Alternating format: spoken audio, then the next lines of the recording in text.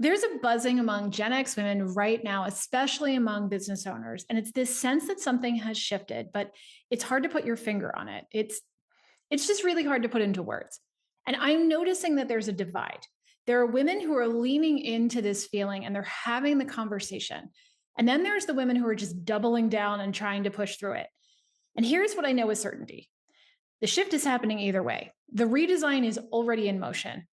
The only variable is whether you're in the driver's seat and influencing that shift or you're getting dragged. So, today we're going to talk about what it looks like on both sides and how you can choose the one that works best for you.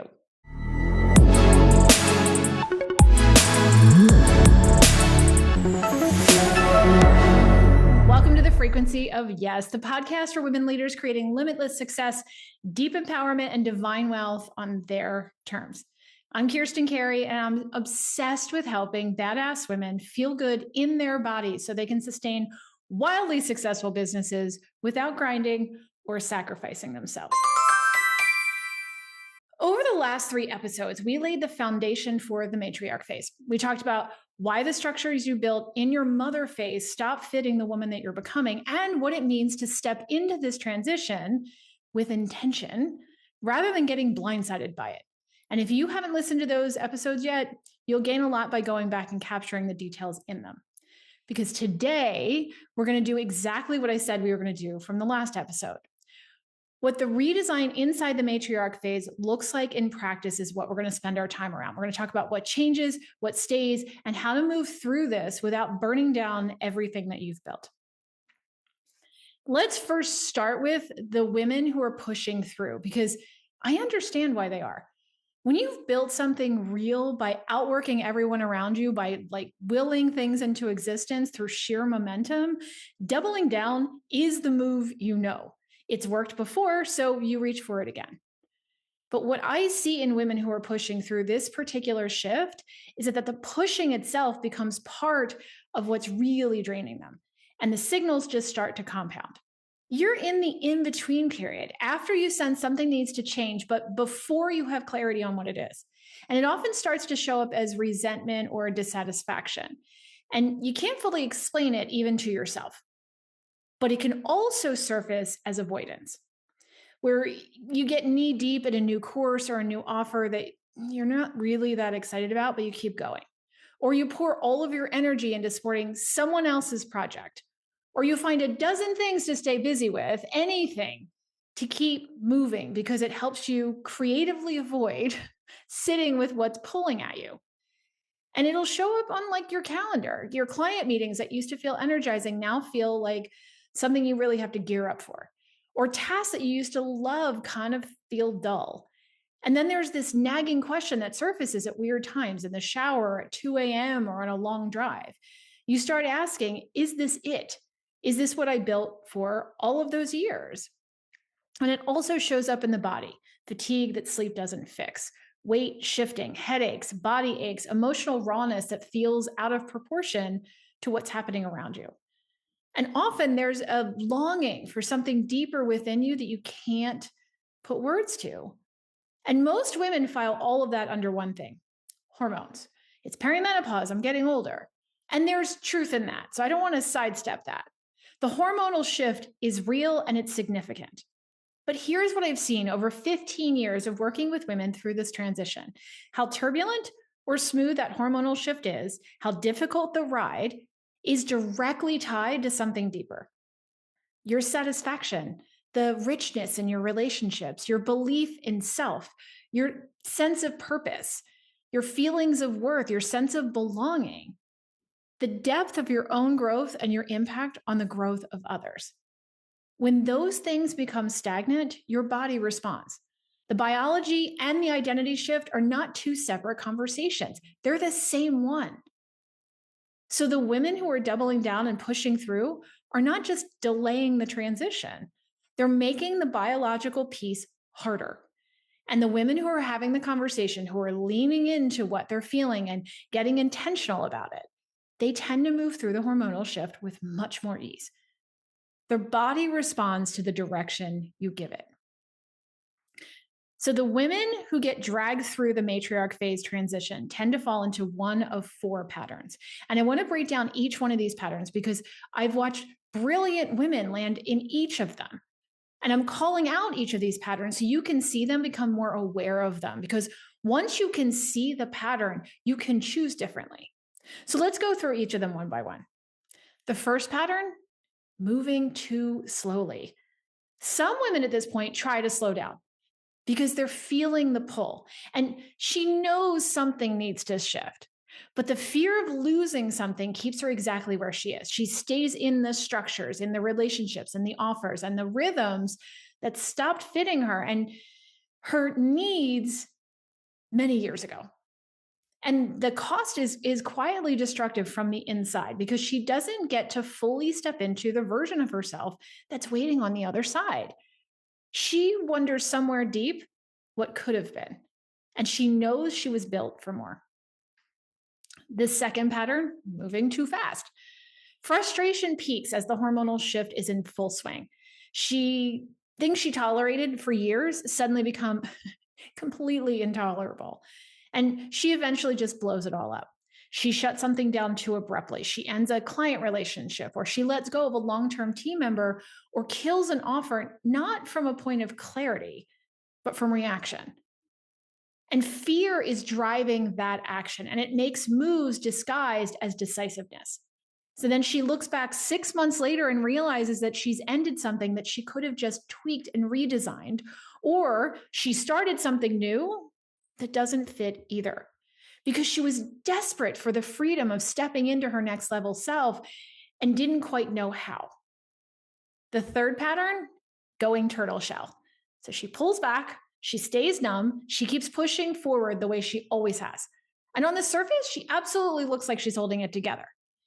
But the dissatisfaction doesn't stay contained. So it starts to seep into everything, into how she shows up with her clients, into the energy of her leadership, into her team's cohesion, and into the creativity that used to come so easily.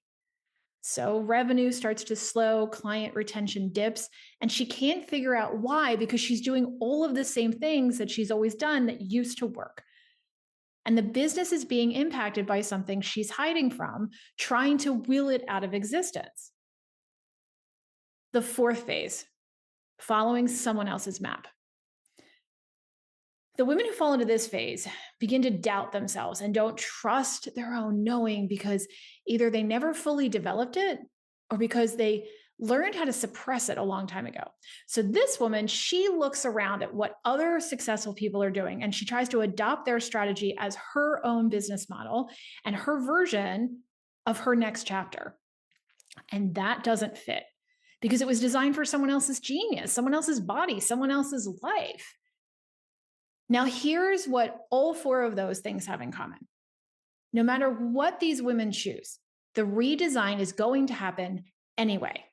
But she wasn't in control of it. So it happened to her rather than through her. And that's the biggest difference between the transition being destabilizing and it being transformative. The women on the other side of this, the ones in the driver's seat, are not necessarily more resilient or more enlightened. They simply have a framework for what's happening, and they're using the one asset from their mother phase that absolutely still belongs and follows them through the matriarch phase. It's the capacity to decide, commit, and take action. That instinct doesn't retire here, but it does get redirected. So let's talk about what an intentional redesign looks like in the matriarch phase. And of course, because there are mirrors everywhere in transitions like this, just as there were 4 patterns that point out when someone is struggling in this phase, there are also 4 shifts that occur in this phase that I want you to be aware of. And when you understand them, you stop fighting them and you start working with them. And when all 4 are working together, something else opens up that we're going to get into as well. So let's talk about the first shift. It's the pace. So this often gets misread as slowing down, and that's not what's happening. So, all right, so think about your favorite playlist. Each song on that playlist has its own tempo and its own rhythm, and maybe some are slower or they have entirely different beats. but it's all still music. And there's a reason that you have each song on the same playlist. And the most stellar playlists, from my opinion, have a thread that pulls all the songs together and invokes an emotion or a sensation that you can really feel. The matriarch phase is its own playlist. It has its own rhythm that matches the woman that you are now and what you're building towards. And though there may be similarities, it's different than the mixed tapes or the playlists that represented the woman that you were when you were in full production mode during your mother phase. So it's all still music, but it's different now. Even the songs from back in the day bring you a different feeling now because you connect differently with them. And though you can still listen to the throwback songs, it's not the same because they pull you back. They don't move you forward. Now, the second shift is the depth of your knowing. In this mother phase, or when you were in the mother phase, most of us operated on a surface level sensation, which was typically reactionary and it was urgent to carry momentum of what needed to happen next. And that worked and it built things. In the matriarch phase, something deeper becomes available to you. It's a sensation it's been there the whole time. It's lower and quieter and steadier. It's directive and it leads rather than reacts. And I bet if you looked back, you can identify the moments where you listened to that sensation and the moments you overrode it. And you know the difference. Even if you don't know, you know, right? And let me give you some examples. Maybe there was a client that you took on, but when you took that client on, there was something in you saying, no, don't do this, but you did it anyway. And then it went sideways, exactly the way that feeling predicted that was going to go. Or maybe there was a decision that you made that really came from the gut, that made no sense to anyone else, that paid off in ways that you could never have mapped out logically. That knowing, it didn't just arrive in the matriarch phase, it was always there. But when you choose to, you really get to hone that knowing during this phase in a way you couldn't have any other way. And you get to leverage it so that you can lead from it on purpose. The third shift is your biology. So your body is recalibrating whether you participate in it or not. Hormones are shifting, nervous system tolerance is adjusting, energy availability is different than it was at 38. You can't fight that. Well, you can try. What I recommend is working with it. And I don't mean you just surrender. I mean you influence what you can flow with and what you can't. Women who learn to collaborate with their bodies in this phase, rather than treating them as a system to manage or control or override, they start to describe their days differently. They feel less force and more flow. And that shift changes how you lead and how you make decisions and how you show up in your business and in your life every single day. And then the fourth shift is what gets released. So what used to tie you down starts to loosen up, like obligations you were carrying that were never yours to begin with, or relationships that required that you stayed smaller than you are, offers you built for a market that you've outgrown, all the proving and the performing, the keeping up, it gets released. The matriarch phase asks you to get really honest about what belongs to the woman you stepped into and what belongs to a version of you that you've finished with. And look, this is what I really want you to get from this. Most of what you've built doesn't need to go anywhere. The woman who walks into this phase convinced she needs to burn it all down and start over is almost always being driven by the mother phase version of herself. The one who was trained that real change requires hard work and transformation means demolition. And if it's right, it's supposed to feel difficult. And that mother phase driver, she built a lot. And we want to honor her and show her respect and gratitude. But she's not the right navigator for this next phase. Most women are much closer to what they want than they realize. The foundation is solid, the expertise is real, and the reputation has been built. What's needed are the right adjustments in the right places, in the right sequences, because everything is connected, especially for women at this stage. One precise shift ripples through the whole system. It impacts how your team operates, how your clients experience you, how your revenue flows, and how you feel each week. But this shift requires precision, not demolition. And when all four of those shifts are working together, something else opens up. It's like a series of locks that open up a hidden vault. And this is the part most women don't see coming because no one mapped it out for them, because we're essentially the pioneers for the matriarch phase. And inside that hidden vault is a new type of leadership. In the mother phase, leadership was driven by momentum. You were steering and holding course and reacting to what was coming at you. You were making sure that the shift didn't drift off or capsize. And that was exactly right for that phase. It built what you have. In the matriarch phase, something different becomes possible. You stop holding course and reacting to the storms, and you start charting it. The leadership becomes visionary in a way that couldn't have been when you were in the grind and build mode. You start seeing what hasn't even happened yet and making it come true. You start creating paths where women haven't gone before, not because you followed a model that already existed, but because you built from your own accumulated genius, your knowing, your body, your clarity about what you're here to do. It's less reactive and more intentional and more exploratory. And it requires a level of trust in yourself that could not have been accessed before this phase because you didn't have enough life experience to even see it. And I went through my own version of this. I've made big moves before. I've changed businesses, moved states, opened companies, gotten divorced. Those moves all happened in my mother phase, where the underlying driver was the momentum. It was build, scale, prove, accomplish. And the shift into the matriarch phase felt completely different. It was absolutely much more internal. It was more subtle. It was less reactive, and it was much more awareness-based. And because I didn't have anyone giving me any real context for what was happening, it was absolutely confusing at times. I wasn't even sure who I was without the grind and drive version of myself. And that version had gotten me everything. So I kept asking myself, who would I be without her? And I did go through a brief period of time where I thought I was just going to have to get old. You know, the version that we're all sold on. After 50, things just sag and slow down, and that's just what happens. But as a natural health practitioner, I'm deeply committed to staying as chemical free as possible and really trusting the body to know when I slowed down enough and really listened. So I was watching the world respond to menopause with prescriptions and surgeries and HRT, and I was in conflict. Where was my line? What does the right balance look like for me specifically? Was there a storm coming that I was unaware of? And I had to find my way through it.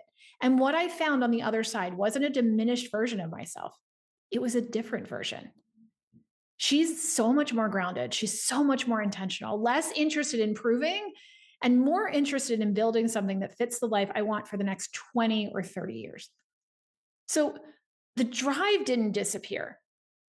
The source of it changed. In the mother phase, motivation arrives like a big bang. It's like high voltage, urgency, you feel it and you move. In the matriarch phase, it's a slow burn. It comes from a different place in the body. It's lower and steadier, and it doesn't spike and fade. It sustains. And when you've spent decades running on the big bang version, the slow burn can absolutely feel wrong at first. It's kind of like you've lost something, but then you realize you haven't. You just changed your fuel source. And the slow burn, when you learn to trust it, will take you further and keep you intact in ways that the big bang never could. So here's what I want you to do and sit with this week. Look at your business right now and ask, what here was built for the woman I used to be? Not with the intention of tearing it down, not with the intention of making it wrong, just with an honest view. Then ask, what still fits the woman I am now? And then notice where the impulse to change is coming from. Is it coming from that reactive surface? The frustration, the fed up energy, the I can't do this anymore? Or is it coming from somewhere lower and steadier? The one that's been there for a while, the one that keeps returning even when you try to ignore it. That distinction matters more than any decision that you could make right now. The redesign that comes from the slow burn builds something that lasts. And you don't have to have the entire plan mapped out. You just have to be honest about what you already know. So, if you're ready to get into the driver's seat on this and you want clarity on what specifically needs to shift and what doesn't, that's the work I do with the richly resourced audit. It's a structured diagnostic, not a free strategy call. Before we meet, you're going to complete a detailed intake that looks at your business model, your leadership role, your capacity, your biological reality of the phase that you're in. From that, I create a 20-page assessment that maps out where your business is, where your life is, how they're aligned with the matriarch phase, and where things are draining your physical, emotional, and financial resources. Then we meet twice. In the first session, I walk you through the report so you can see clearly what's happening. In the second, we translate that into a practical plan for how your business should operate in this next phase. And then you're going to leave with a clear map of what's no longer working, a clear picture of where the real leverage is, and a strategy built around the woman you are now. You can find the richly resourced audit details at evolveminded.com/audit. Link is also going to be in the show notes. The matriarch phase is not a disruption. It's a powerful portal you can step into on purpose, or you can get dragged into it kicking and screaming. And when you step in with intention, it can be magical and empowering. And the women who move through it well are not the ones who push harder or blow it all up. They're the ones who get honest early, they get the right support, and they step into the driver's seat so they can have influence over how that phase goes for them. Look, you've built something real. The next chapter is about making it fit the woman you've become, and then leading from that place in a way that you couldn't have done before now. You belong here. Subscribe if you haven't done already. And if there's another woman who you know needs to hear this message too, please send it to her. The more women who have a framework for this transition, the better it's going to go for all of us.